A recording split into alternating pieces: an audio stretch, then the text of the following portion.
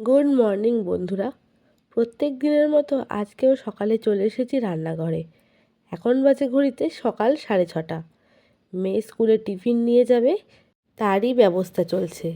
আগের দিন আলুর পরোটা বানিয়েছিলাম, কিছুটা আলুর পুর রয়ে গেছিলো, তো সেটাই রেখে দিয়েছিলাম ফ্রিজে। ওটা দিয়েই মেয়েকে এখন সকালবেলায় স্কুলের টিফিন স্যান্ডউইচ তৈরি করে দেবো।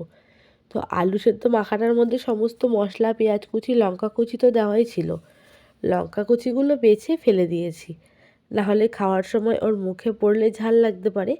তো তার মধ্যেই দিয়ে দিলাম 1 চামচ টমেটো কেচাপ আর 1 চামচ মেয়োনিজ।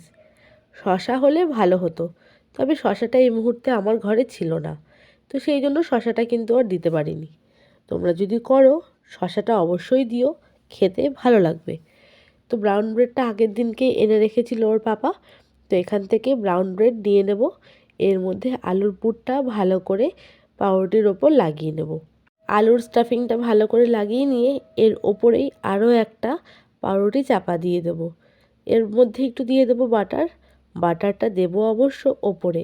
বাটার দিয়ে দু পিঠ কিন্তু ক্রিস্পি করে সেঁকে নেব। তোমরা কিন্তু ব্রাউন ব্রেডের বদলে সাদা পাউরুটির ব্যবহারও করতে পারো।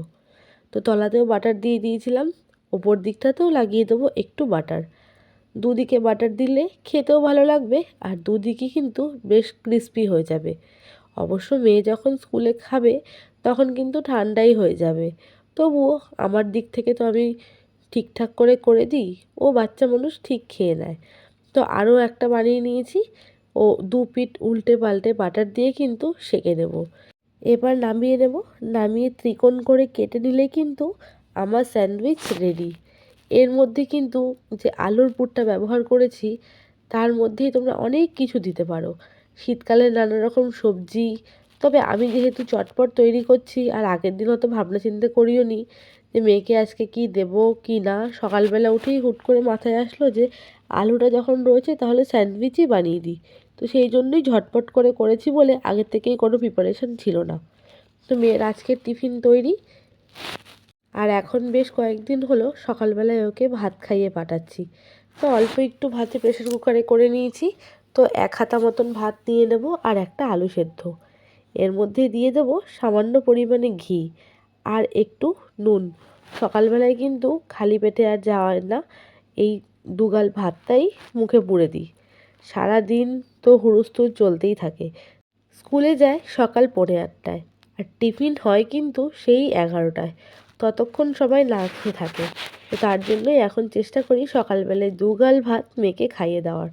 তবুও এইটুকু যে ভাত নিয়েছি, এর মধ্যেও কিন্তু অল্প কটা ভাত ও রেখেই যায়। সে আমি পরে অবশ্য খেয়ে নিই, তবুও যেইটুকু খায় সেইটুকু তো পেটে থাকে। আর এখন তো আস্তে আস্তে বড় হচ্ছে, পরের বছর থেকে স্কুলের টাইমিংটাও কিন্তু বেড়ে যাবে অনেকটা সময়। তো সকালবেলায় যদি একটু ভারী খাবার না খেয়ে যায়, তাহলে কিন্তু সারাদিনের নামে কি হবে কে জানে। তো যাই হোক বন্ধুরা, আমি কদিন ধরে এই কাজটা করছি। তোমরা কারা কারা সকালে বাচ্চাকে ভাত খাইয়ে পাঠাও অবশ্যই কমেন্টে জানিও। সকালবেলার প্রথম খাওয়ারটা যদি ঠিক থাকে, সারাদিন যেমন তেমন হোক, কোনো ব্যাপার না। তো রেডি হয়ে গেছে আর ওর পাপা নিয়ে বেরিয়ে পড়লো। ইউনিফর্মের ওপরে এই মোটা জ্যাকেটটা কিন্তু পরিয়ে দিই। তো আজকে যেহেতু মেয়েকে স্যান্ডউইচ করে দিয়েছি, ব্রেডগুলো ছিল আর আলুর পুরও কিন্তু বেশ খানিকটা ছিল।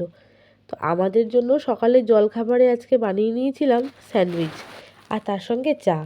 ওর পাপা অবশ্য এই স্যান্ডউইচটা খেতে কিন্তু বেশ ভালোবাসে। তো টিফিন খেয়ে বেশ কিছুটা কাজ সেরে চলে গেছিলাম স্কুল থেকে আনতে। তো এই দেখো, এটা হচ্ছে স্কুলের ওদের সোয়েটার। সকালবেলায় কিন্তু এর ওপরেই জ্যাকেট পরিয়ে দিই। তো ছুটি হয়ে গেছে, আর এদিকে দুই বান্ধবী মিলে গাড়িতে উঠছে যে কে আগে বাড়ি পৌঁছাবে। দুজনে মিলে রেস করবে। তো এখন আমরা সিগনালে দাঁড়িয়ে রয়েছি। তো সিগনাল থেকে গাড়ি স্টার্ট দিয়ে দিল, বেরিয়ে পড়লাম বাড়ি আসার জন্য। আজকে বেশ কিছুটা দরকারি কাজ নিয়ে বেরিয়েছি, দেখি কতটা কি করতে পারি। চলে এসেছি ব্যাংকে। আজ ব্যাংকে যাব, একটু দরকারি কিছু কাজ রয়েছে। তো চলো ব্যাংকে যাই, গিয়ে দেখি কতটা সময় লাগে তারপরে। তো ব্যাংকের থেকে সোজা চলে গেছিলাম কিন্তু সবজি বাজারে বাজার করতে। এই যে মাসিটা দেখছো, এই মাসিটার থেকেই আমি কিন্তু শাক, ধনেপাতা সমস্ত কিছু প্রত্যেক দিন বাজার করি। মাসিটা এখন চেনাশোনা হয়ে গেছে। বাজার থেকে চলে এসেছি, আর শীতকালের বাজার দেখতেই কতটা কালারফুল লাগে। তো কি কি বাজার করেছি তোমাদেরকে একবার দেখিয়ে দিই। এখানে রয়েছে আলু, পেঁয়াজ আর রসুন, আর এখানে রয়েছে ফুলকপি, বাঁধাকপি, এখানে রয়েছে গাজর, এটা রয়েছে পেঁয়াজ পাতা, টমেটো, এটা কি, ও এটা লঙ্কা। লঙ্কাগুলো এত সুন্দর, এরকম বড় বড়, দেখেই না ভীষণ লোভ লাগলো। শিম, এটা হচ্ছে বেতো সিটি পড়তেই ব্যস্ত। আর এটা রয়েছে ছোলার শাক। শাক শীতকালে এত শাক, তবুও শাকের কতটা দাম। আর এই হচ্ছে ধনেপাতা। বললাম যতবার করে যে ধনেপাতাগুলো শুকনো দাও, ততবার করে সে আমাকে ভেজা ভেজা ধনেপাতাগুলোই দিয়ে দিল। ও আর এখানেও রয়েছে, দেখো সবজি এনে আমার বর এদিক ওদিক ছড়িয়ে রেখেছে। তো এখানে রয়েছে ক্যাপসিকাম আর বিনস। শীতকালে তো এগুলোই মানে খাবো আর কি। সত্যি এত ভালো লাগছে সবজিগুলো দেখে আমার, ভীষণ ভীষণ। তো এই হচ্ছে আজকের আমার বাজার। কতটা কালারফুল লাগছে তোমাদেরকে দেখে বলে বোঝাতে পারবো না। তো চলো বাজারগুলোকে এবার গুছিয়ে গাছিয়ে রাখি। অনেক কাজ জানো তো, সকাল থেকে কাজ না করলে যা হয় আর কি। তো এখানে রান্না বান্না বসিয়ে দিয়েছি। এখানে ডাল ফোড়ন দেওয়া হয়ে গেছে, টমেটো দিয়ে মুসুরির ডাল। পেঁয়াজি করব, তার জন্য পেঁয়াজও কেটে নিয়েছি, আর যে বেসন বার করে রেখেছি। আর এখানে মাছের ঝোল করব, হচ্ছে বাটা মাছের ঝোল। ফ্রিজ থেকে এটাই বার করে রেখে গেছিলাম, তো এটাই আজকে করব শিম আর আলু দিয়ে। তো এদিকে আমার তেলও গরম হয়ে গেছে, তো চলো মাছগুলোকে একটু ভেজে নিই।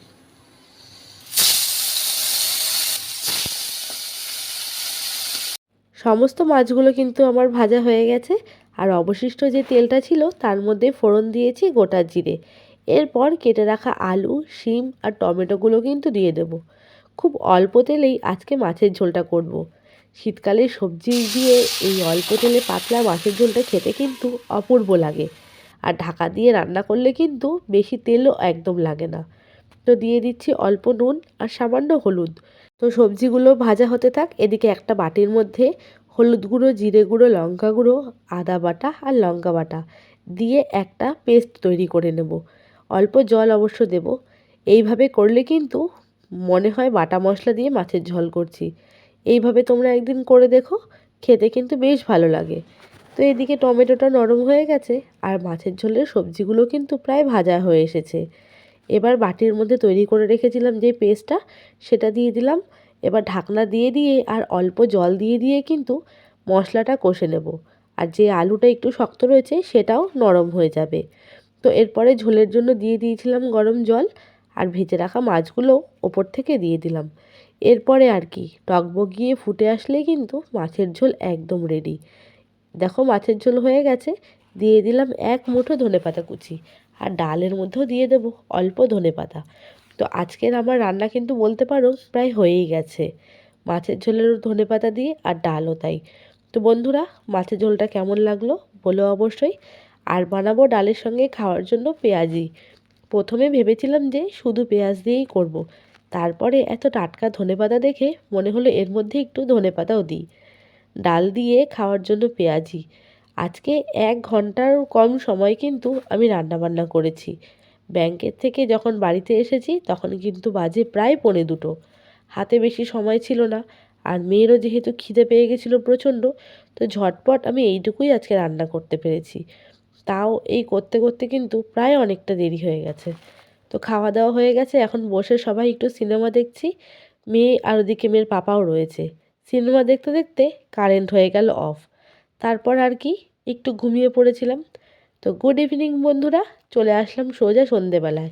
ঘুম থেকে উঠে এখন বানিয়ে নিচ্ছি চা। এখন যেহেতু ঠান্ডা পড়েছে, সন্ধেবেলায় কিন্তু চাটা অবশ্যই প্রয়োজন।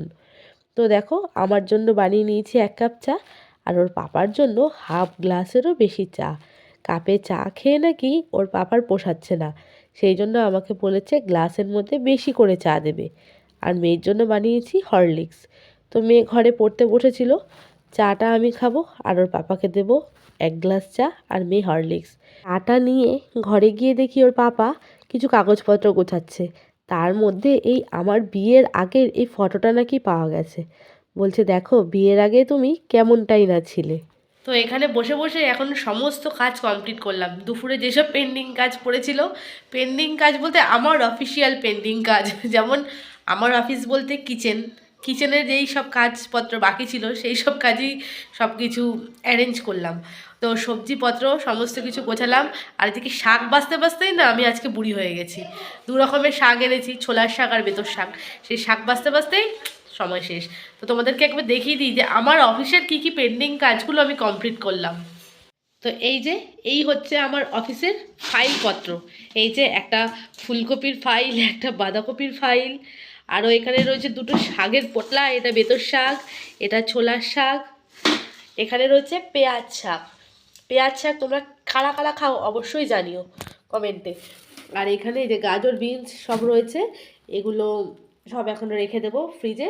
আর এই হচ্ছে আবর্জনা, মানে সবজি শাক যা যা ছিল সব হচ্ছে আবর্জনা। আর এই হচ্ছে শুকনো সবজি। তো এইগুলো তো আর খাওয়া যাবে না, এগুলো ফেলেই দিতে হবে, সব নষ্ট হলো।